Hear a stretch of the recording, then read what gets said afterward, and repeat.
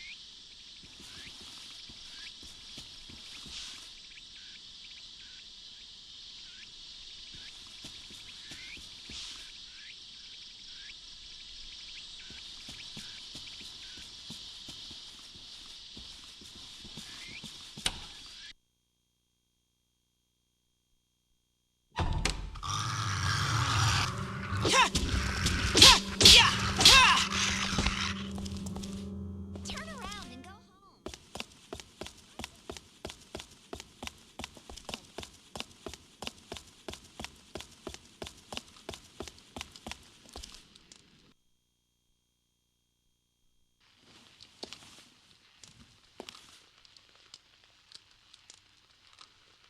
Hey, could this be...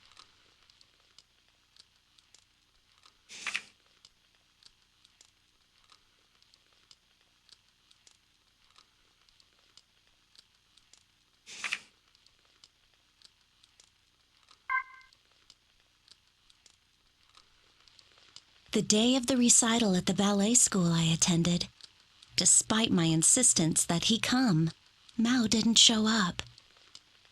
While on stage, my eyes were fixated on the audience, and being so distracted, my feet tripped up my classmates and made a mess of the performance.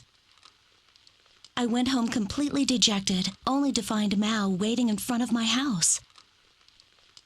"Mao, why didn't you come today?" I demanded as I ran up the steps to him. Mao replied with, "Well, you know." What was that supposed to mean? More importantly, look at this. Mao showed me the inside of the white plastic bag he was holding. What was supposed to be more important? They're called moonlight mushrooms. They light up at night. And if I can figure out what causes that and blend it with the genes of the bellflower... Mao's dirt-smeared cheeks were flushed with excitement. It angered me like nothing ever before. Mao had ditched my recital to go hunting for mushrooms in the ravine instead. I swung my hand up and knocked the bag from Mao's grasp. Dirt flew from the bag, and a rain of mushrooms fell to the ground. Mao looked at them with the saddest expression on his face. Imagine that. Mao was more worried about some mushrooms than about me. He could marry them for all I cared. "You look like an idiot obsessing over some pathetic mushrooms. I'm just a waste of your precious time, aren't I? Unlike me, your plants don't tell you to come to recitals. They won't make fun of you or tell you to do your homework. You only need to look after them when you want to. You only turn to your plants because you're no good with people. You may have a dream for your future, but don't step all over mine." I know. I was taking out my frustrations from my poor performance on Mao. My own dreams weren't going as well, so I was looking down on Mao's. It was a lowly thing to do. But I didn't want to apologize. I left Mao standing there as I ran inside and locked myself in my room. I had hung up my drawing where everybody could see it on my wall. The one of me as an adult, dancing in the field of lantern blossoms. That drawing of Mao's and my dreams coming to reality was a treasure to me. When I tried to peel it off the wall, the picture tore. For a moment, I felt extreme remorse, but I refused to give in. took the torn drawing and ripped it to shreds before dumping it in the garbage.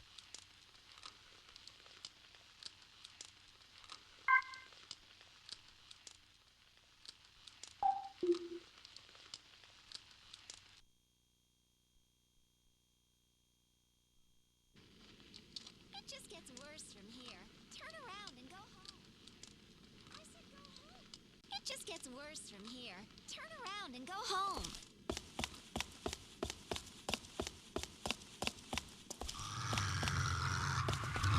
Better leave now.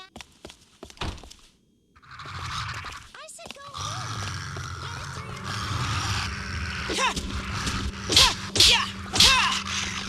It's worse from here. Turn around and...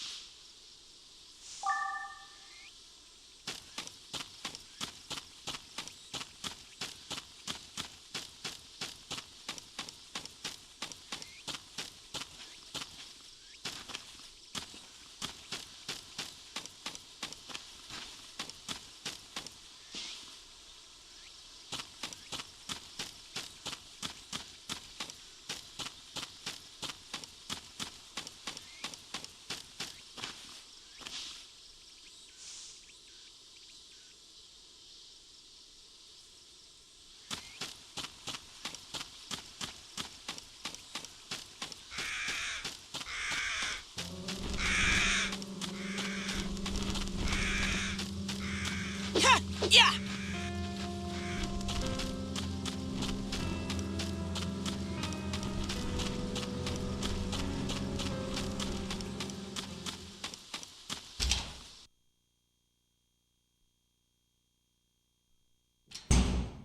Better leave now. It just gets worse from here. Yeah!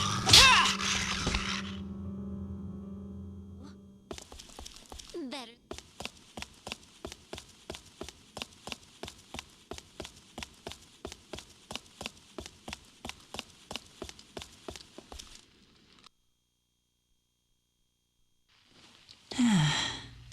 So comfy. I see.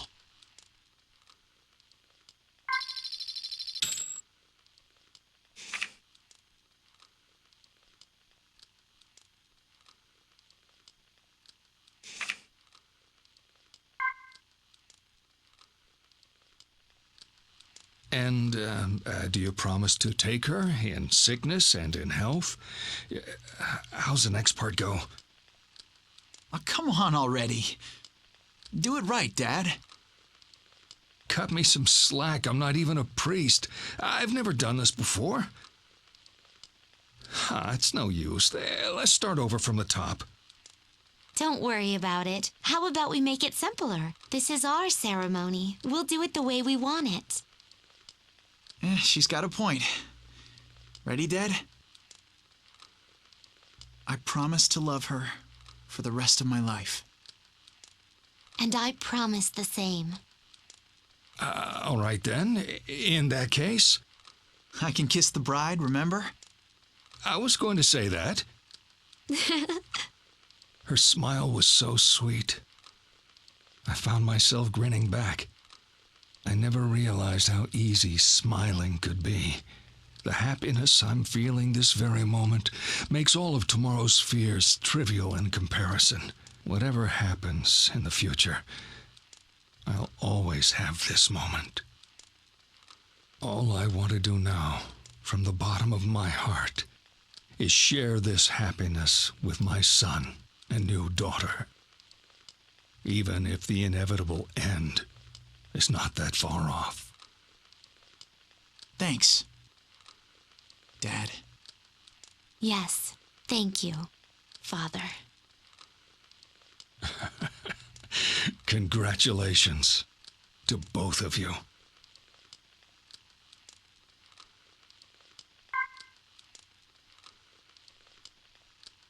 I was hit with the fever the night that Mao and I had our fight. I remember bits and pieces of the dream that flooded my mind, but in the corner of every dream was the same image. It was the drawing that I had ripped to shreds. My legs in the drawing were cut off right at the ankle. In a sense, I was dancing legless. Soon the dream became reality. Though the fever subsided, my legs remained paralyzed. I couldn't walk, let alone dance, ever again. I spent weeks mourning in my room. Mao came again and again to check on me, but I refused to see him. Eventually, he stopped coming at all. After a short time, I went back to school bound to a wheelchair. My line of sight was so low to the ground, it felt like I'd reverted back to a little kid. Everything I saw looked different from before. The school buildings were like gray giants that threatened to crush me. My friends were kind to me, but it felt like they were all looking down on me and sneering. I rarely lifted my head anymore. Even when I ran into Mao at school, I didn't make eye contact with him. My sickness robbed me of everything. My dream of becoming a ballerina, my smile that people used to say brightened the room, even Mao. Even though I was stuck in that wheelchair, I attended school like everyone else.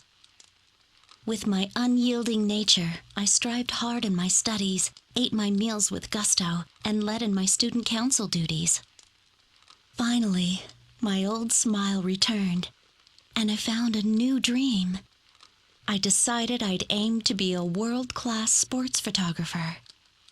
Figuring that my wheelchair couldn't stop me from taking photos, my father had bought me a camera.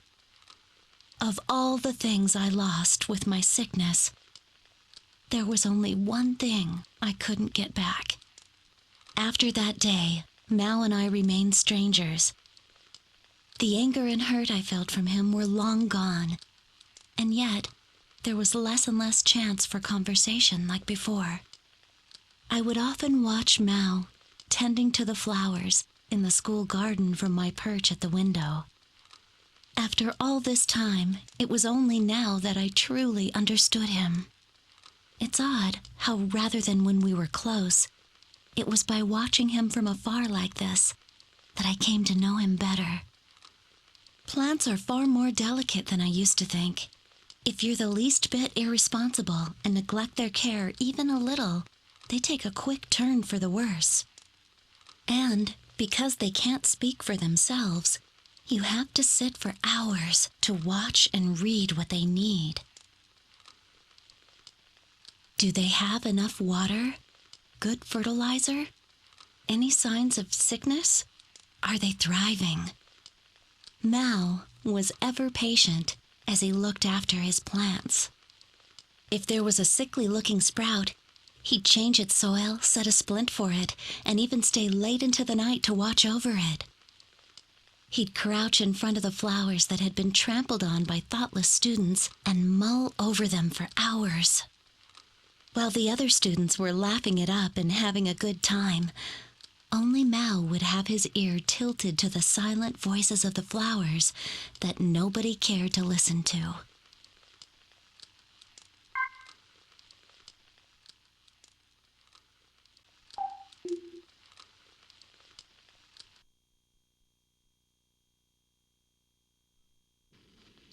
It just gets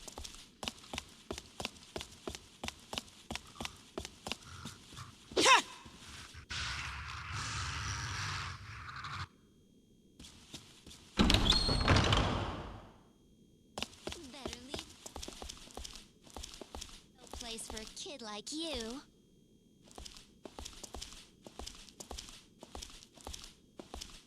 Better leave now. I said go home. Get it through your head. It just gets worse from here. Turn around and go home. Better leave now. This is no for a kid like...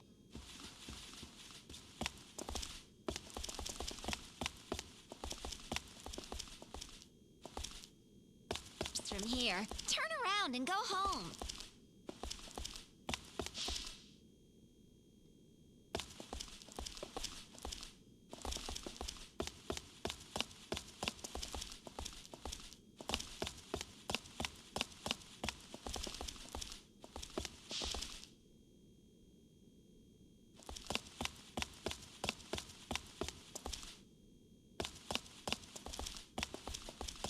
Worse from here. Turn around and go home. I said go home. Get it through your head. Place for a kid like you. Better leave now. Home. Get it through your head.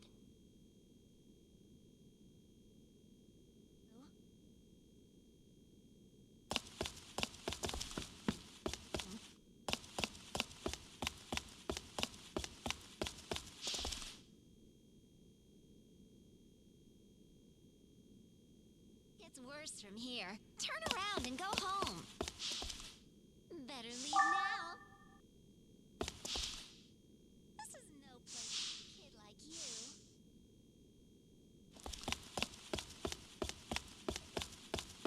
Get it through your head.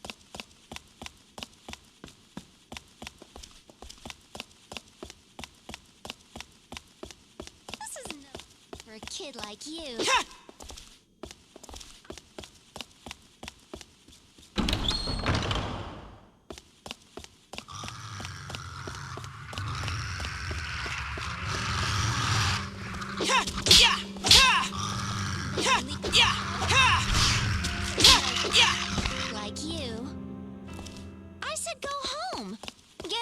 head. Better leave now. Please, don't go any further. It's really dangerous. Who is that? Where are you?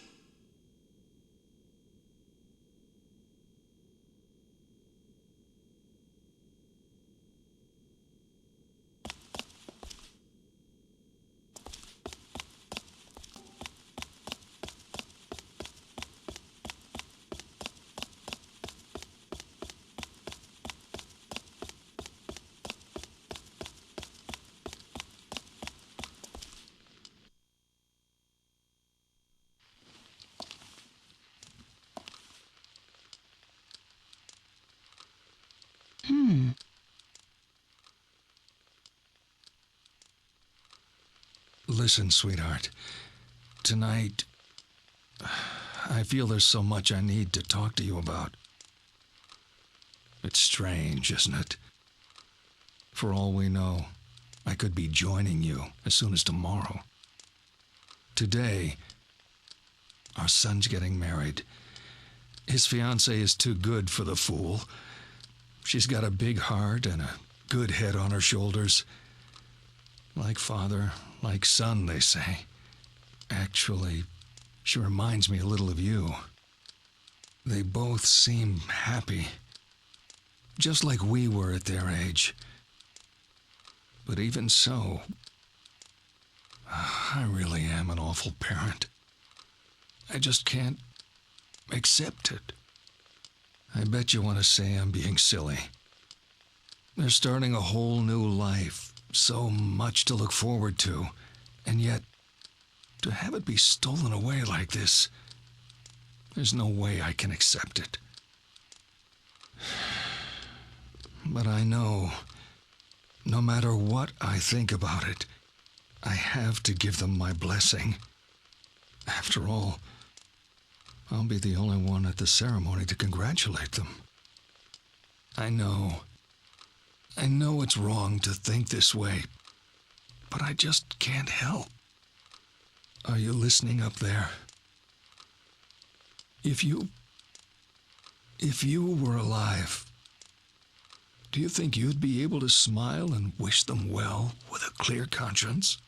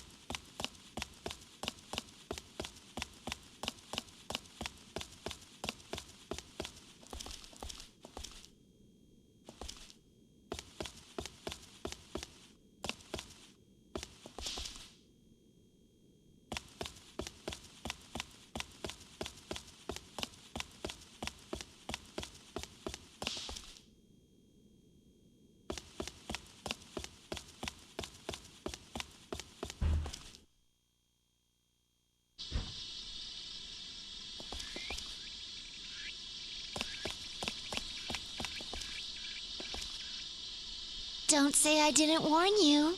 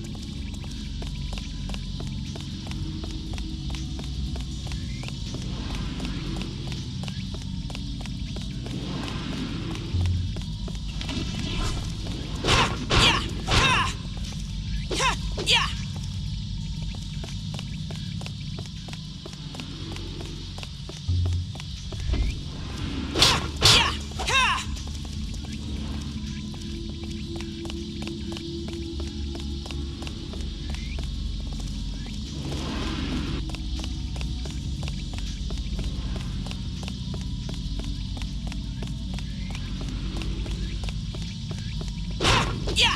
Ha!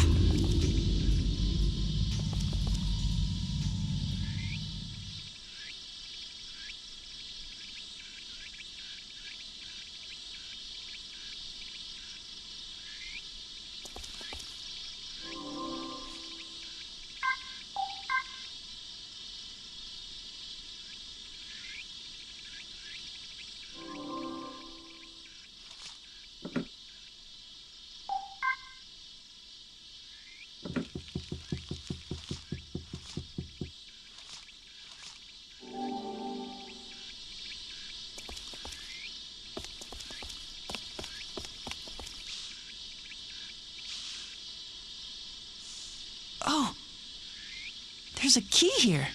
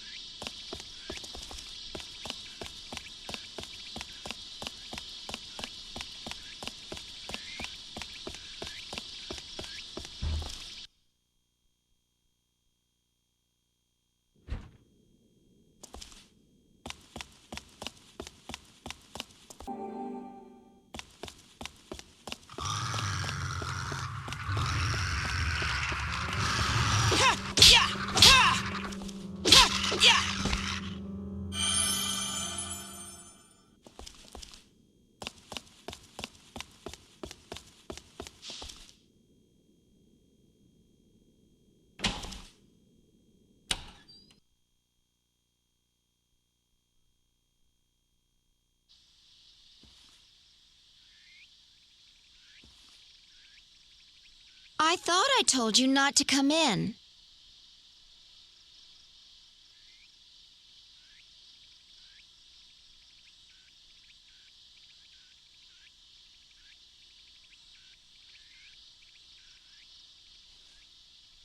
I don't get it. Does this mean you're dead? Give me a break. Why is it that you're able to see me? Well. I had no idea there was anyone left out there in the world. Persistent little guy, aren't you? Anyway, listen. My name is Sai, and you are? My name's Seto. Seto, huh?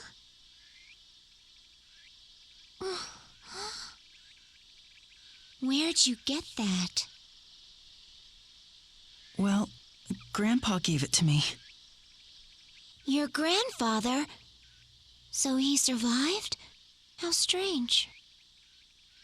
But I guess if he's already an old man now, a lot of time must have passed. Tell me, how's the old man doing? Still active? He's passed away. Oh. Hey! What do you think you're doing? Don't worry, I was just trying to do you a favor. Your body looks so cold.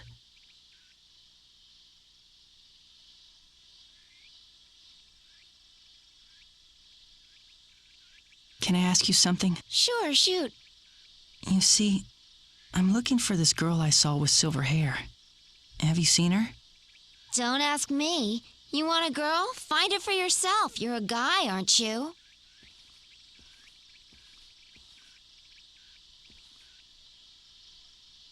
Why are you following me? Can you blame me? I'm bored out of my skull around here. I'd do anything for a good distraction. And besides, I know a lot of stuff. Maybe I could help you. Not to mention, I'm a sucker for cuties. Huh?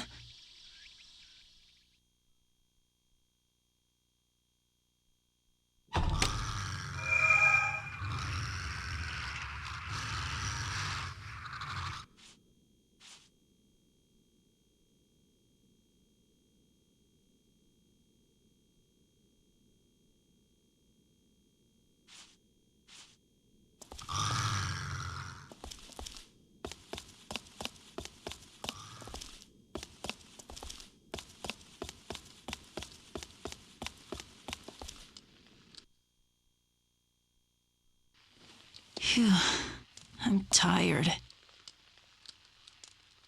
Hey, is this?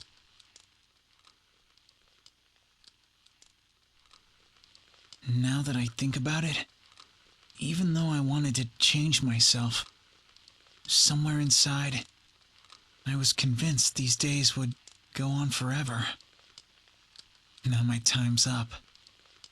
What can I possibly do with so little time left? For now, though, I guess I'll apologize to my boss.